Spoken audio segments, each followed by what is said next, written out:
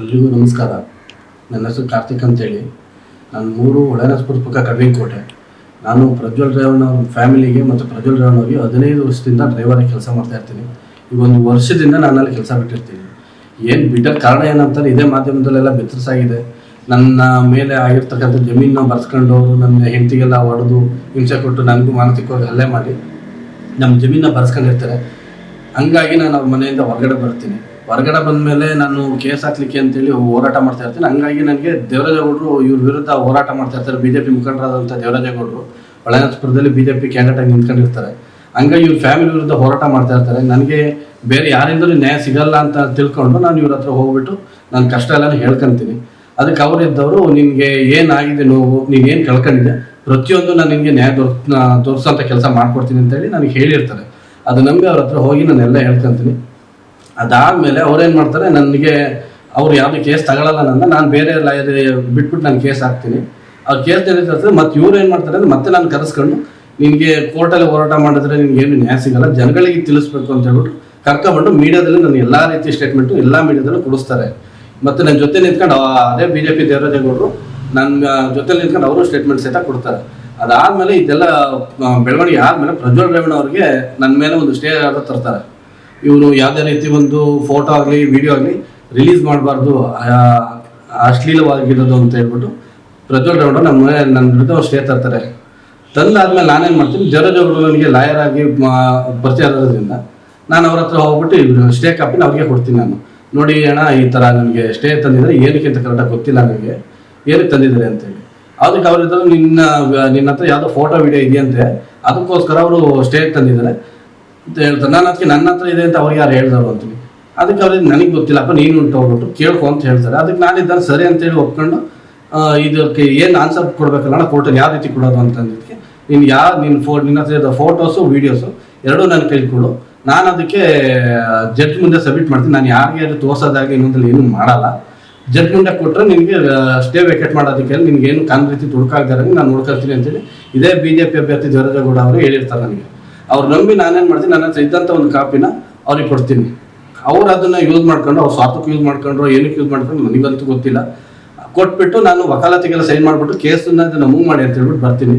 ಅವ್ರೇನು ಮಾಡ್ತಾರೆ, ಕೇಸ್ನೇ ಮೂವ್ ಮಾಡಿರೋದಿಲ್ಲ, ಹಂಗೆ ಇರುತ್ತೆ. ಇನ್ನೊಂದು ತಿಂಗಳಾದ್ಮೇಲೆ ನಾನು ಮತ್ತೆ ಹೋಗಿ ಕೇಳ್ತೀನಿ, ಏನಾಯ್ತಣ್ಣ ಇದು ಕೇಸು ಅಂತ ಹೇಳ್ಬಿಟ್ಟು ಕೇಳ್ತೀನಿ. ಅದಕ್ಕೆ ಅವರಿದ್ದರು, ಇಲ್ಲ ಇದು ಸದ್ಯಕ್ಕೆ ಹೀಗೆ ಮಾಡೋಕ್ಕಾಗಲ್ಲ, ಮುಂದೆ ನೆಕ್ಸ್ಟ್ ಸ್ಟೆಪ್ ನೋಡೋಣ, ಇರು ಒಂದು ಸ್ವಲ್ಪ ದಿವಸ ವೆಯ್ಟ್ ಮಾಡೋಣ ಅಂತ ಹೇಳ್ಬಿಟ್ಟು ಹೇಳ್ತಾರೆ.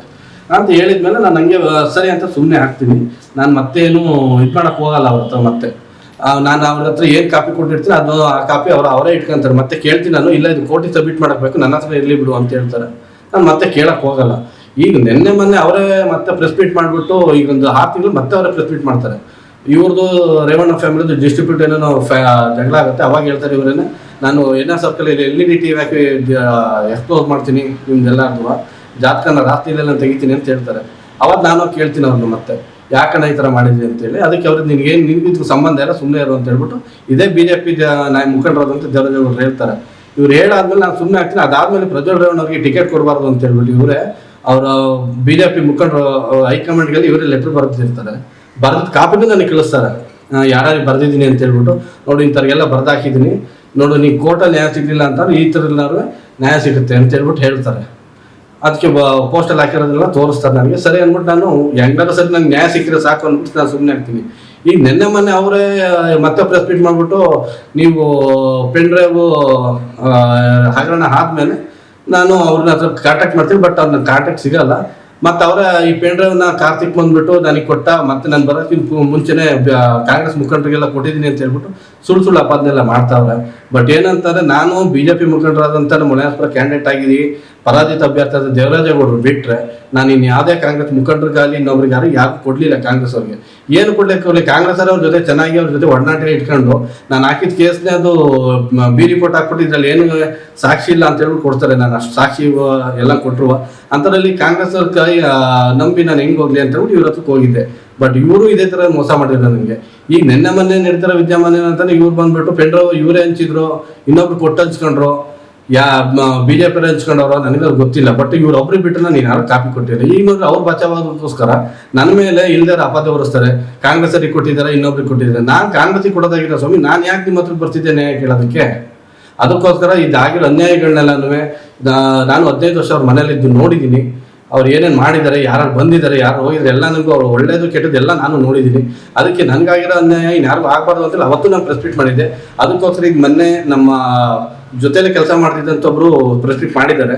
ಅದಕ್ಕೋಸ್ಕರ ಅವ್ರ ಹಂಗೆ ಬೇರೆಯವರು ಬಂದು ಹೊರಗಡೆ ಬಂದು ಮಾಡಿ ಅಂತ ಕೇಳ್ತೀನಿ. ಈಗ ಇದಕ್ಕೋಸ್ಕರನೇ ನಾನು SIT ಮುಂದೆ ಇವತ್ತು ನಾನು ಹಾಜರಾಗಿ ನನ್ನ ಹತ್ರ ಇರೋ ಡಾಕ್ಯುಮೆಂಟ್ ಎಲ್ಲ ಸಬ್ಮಿಟ್ ಮಾಡಿ ನಾನು ನನಗೇನು ಗೊತ್ತಿದೆ ಅದೆಲ್ಲ SIT ಮುಂದೆ ಹೇಳ್ಕೊಂತೀನಿ. ಇದರಿಂದ ನ್ಯಾಯ ಸಿಗುತ್ತೆ ಅಂತ ಅನ್ಕೊಂಡಿದ್ದೀನಿ. ಇದಾದ ನೆಕ್ಸ್ಟ್ ಸ್ಟೆಪ್ ನಾನು ಕೂಲಂಕುಷವಾಗಿ SIT ಮುಂದೆ ಬಂದಾದ್ಮೇಲೆ ಮೀಡಿಯಾದ ಮುಂದೆ ಇದೇ ನಿಮ್ಮ ಮಾಧ್ಯಮದ ಮುಂದೆ ಬಂದು ನಾನೆಲ್ಲಾನು ವಿವರವಾಗಿ ಹೇಳ್ಕೊಳ್ಳೋಂಥ ಕೆಲಸ ನಾನು ಮಾಡ್ತೀನಿ.